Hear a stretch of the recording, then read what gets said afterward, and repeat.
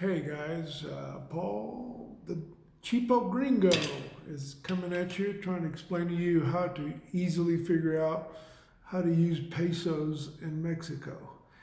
The simplest thing is to think of a peso of around 5 cents, a nickel. So 1 peso is 1 nickel, okay?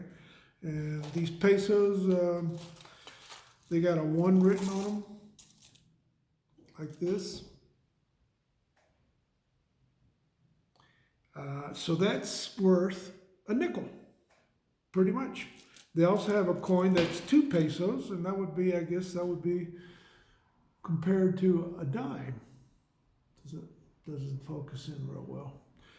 Then they have the 5 pesos, which is it's probably close to a quarter. 5 pesos, 5 times 5, a nickel. That's 25 cents. That's a quarter. Then you have the better known in Mexico is the 10 peso coin, which is kind of all golden looking. And 10 pesos is worth what?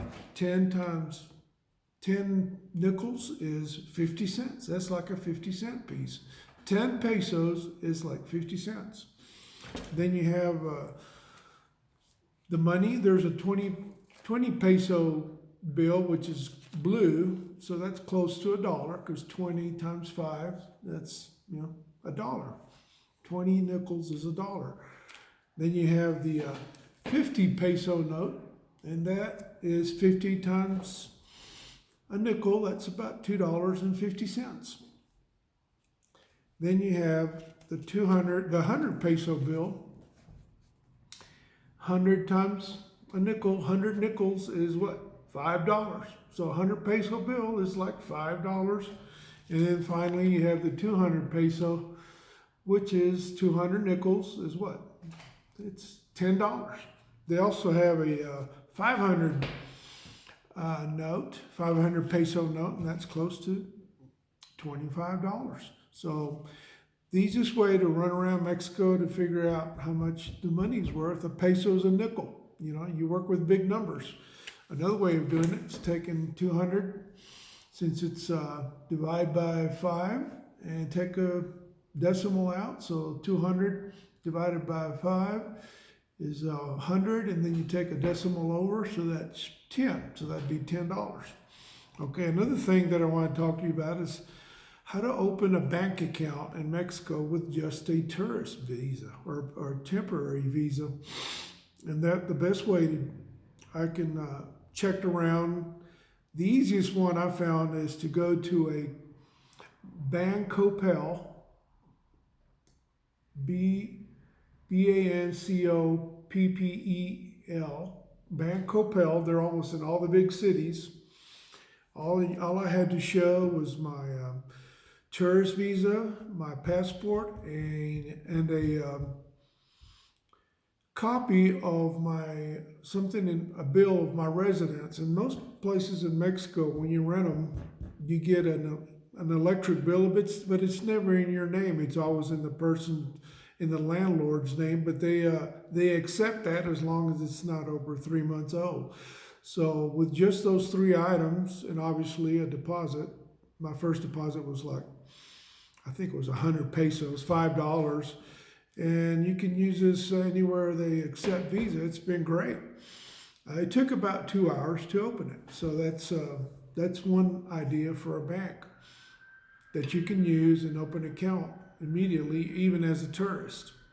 I heard that you can do the same thing with Banco Azteca, but they may require like a local driver's license, which you can also get. But this is probably the simplest, just to get going. Bancopel, Bancopel. Another thing that I'd recommend is when you want to change dollars to pesos, I would recommend doing it at the airport. Or if you're crossing by land, there's exchange houses right before you cross the border. They usually give you the best rate. Here in this city where I'm at, it's a very big city, and I shop it around with casas de cambio. I actually found a bank that I could walk in and with just my passport and exchange dollars for pesos real easily. I shop it around, see who gives me the best rate. Usually it might be 19.1 to buy, for them to sell you, to buy your dollars, and it might be 19.8 to say, sell you dollars. So there's like a 0.8 difference in pesos when they calculate what they're going to pay you, so you can shop around for that. So it's close to 20 most of the time. So that's why I'm saying if you figure a nickel for peso, you're going to be really, really close. And it's just a lot easier to say, hey, you know, when they say it's 100 pesos, you already know that it's $5, you know, or if it's 50 pesos, you know, it's 250, you know, or they use these 10 peso coins a lot. That's like 50 cents. Okay. So hopefully that'll get you started. This is my first video, and I'm going to be bringing you a lot more information, and thank you for watching.